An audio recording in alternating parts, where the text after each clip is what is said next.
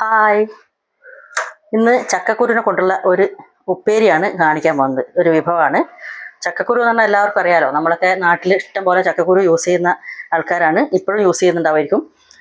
ഞങ്ങൾക്ക് ഇവിടെ പഴുത്ത ചക്ക കിട്ടുമ്പോൾ മാത്രമല്ല ചക്കക്കുരു കിട്ടുള്ളൂ.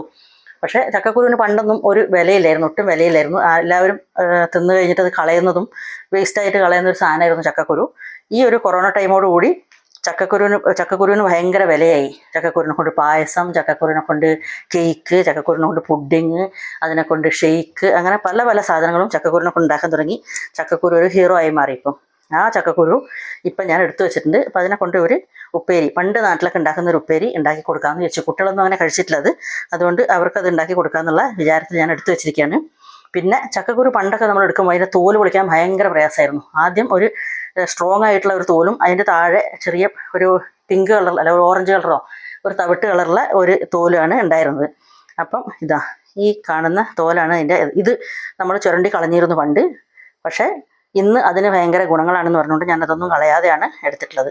ഇപ്പം ചക്കക്കുരു തോല് കളയാൻ എളുപ്പം എന്ന് വെച്ചാൽ കുക്കറിലിടുക, ചക്കക്കുരു അങ്ങനെ തന്നെ കഴുകിയിട്ട് 2-3 വിസിൽ അടുപ്പിച്ച് കഴിഞ്ഞാൽ ചക്കക്കുരുവിൻ്റെ തോല് ഈസി ആയിട്ട് കൈ കൊണ്ട് തന്നെ നമുക്ക് ഈസി ആയിട്ട് പൊളിച്ചെടുക്കാം. അങ്ങനെ ഞാൻ പൊളിച്ചെടുത്താണ് ഇത് ഈസി ആയിട്ടുള്ള പരിപാടി. പണ്ട് ചക്കക്കുരുവിൻ്റെ തോല് പൊളിക്കാൻ കുറേ മണിക്കൂറിൽ എത്രയോ നേരം നമ്മൾ ചുരണ്ടി നമ്മൾ കൈയൊക്കെ വേദനെടുത്ത ഒരു ചരിത്രം ഉണ്ടായിരുന്നു. ഓക്കെ, അപ്പോൾ ഞാൻ ഉപ്പേരിയിലേക്ക് കിടക്കുകയാണ്. എല്ലാവരും നോക്കൂ. ചീനച്ചട്ടി അടുപ്പത്ത് വെച്ചിട്ടുണ്ട്, തീ കത്തിച്ചു, എണ്ണ ഒഴിച്ചിട്ടുണ്ട്. എണ്ണ ഒഴിച്ചിട്ടുണ്ട്. എണ്ണ ചൂടായി കഴിയുമ്പം നമ്മളതിലേക്ക് കരിവേപ്പിലയാണ് ആദ്യമായിട്ട് ഇട്ട് കൊടുക്കുന്നത്. കടുവൊന്നും ഇടുന്നില്ല കേട്ടോ അതിനകത്ത്. കരിവേപ്പില ഈ ചൂടായ എണ്ണയിലേക്ക് ഇങ്ങനെ ഇടും. എന്നിട്ടതിങ്ങനെ ആയി വരുമ്പോൾ നമ്മളതിലേക്ക് ഈ ചക്കക്കുരു എല്ലാം കൂടി ഇങ്ങനെ ഇട്ട് കൊടുക്കും. ഇതൊക്കെ അങ്ങനെ കൈകൊണ്ടൊക്കെ ചെയ്യാം കേട്ടോ. അതൊക്കെ നമ്മൾ വീട്ടിൽ ചെല്ലുമ്പോൾ നമുക്ക് കൈകൊണ്ടൊക്കെ ചെയ്യുന്നതൊന്നും പ്രശ്നമില്ല. ഇതത് നല്ലോണം ഇളക്കിയതിന് ശേഷം അതിലേക്ക് ഇത് മഞ്ഞൾപ്പൊടി കുറച്ചേ വേണ്ടൂ, ലേശം മഞ്ഞൾപ്പൊടി, കുറച്ച് മുളക് പൊടി, കുറച്ച് മല്ലിപ്പൊടി,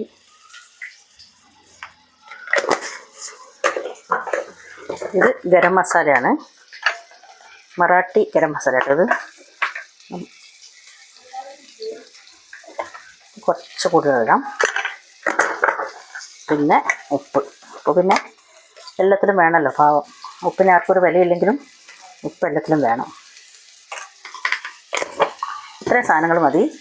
ഇട്ടതിന് ശേഷം ഇത് നന്നായിട്ട് ഇളക്കുക. ഇത് വേവിച്ച് വെച്ച് കുക്കറിലിട്ട് വേവിച്ചതുകൊണ്ട് ഇതിന് വേവേണ്ട ആവശ്യമില്ല.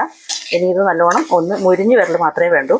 അപ്പോൾ ഈ മസാലകളൊക്കെ ഇട്ടിട്ട് നമ്മൾ നല്ലോണം ഇളക്കിയതിന് ശേഷം ഇത് മുരിഞ്ഞ് വരണമെങ്കിൽ കുറച്ച് കൂടുതൽ സമയം എടുക്കും. അതുകൊണ്ട് ഞാൻ അത്രയും നേരം വീഡിയോ എടുത്താൽ നിങ്ങളെല്ലാം ബോറടിച്ച് ഓഫാക്കി പോകുന്നതുകൊണ്ട് ഞാനിത് മുഴുവനായിട്ട് കാണിക്കുന്നില്ല. ഇതിങ്ങനെ ഇളക്കിയതിന് ശേഷം തീ സിമ്മാക്കി വെക്കുക. എന്നിട്ട് ഇതിങ്ങനെ പരത്തി വെക്കുക. എന്നിട്ട് ഇടയ്ക്കിടയ്ക്ക് ഇതിനെ ഇളക്കി കൊടുത്താൽ ഇത് നല്ല മുരിഞ്ഞ് വരും. അപ്പോൾ ഞാൻ മുരിഞ്ഞ് വന്നതിന് ശേഷം ഒരു പാത്രത്തിൽ, നല്ല കാണാനൊക്കെ ഭംഗിയുള്ളൊരു പാത്രത്തിൽ, അങ്ങനെയാണല്ലോ നമ്മൾ പ്രസൻറ്റ് ചെയ്യുന്നത്, നല്ല ഭംഗിയായിട്ടില്ലേ.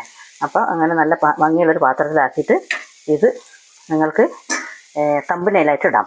അപ്പം ഓക്കെ, ഇത്രയേ ഉള്ളൂ ചക്കക്കുരുവിനെ കൊണ്ട് മസാല ചേർത്ത ഒരു ഉപ്പേരി ഉണ്ടാക്കുന്നത്. ഓക്കെ, ശരി അപ്പം ഓക്കെ.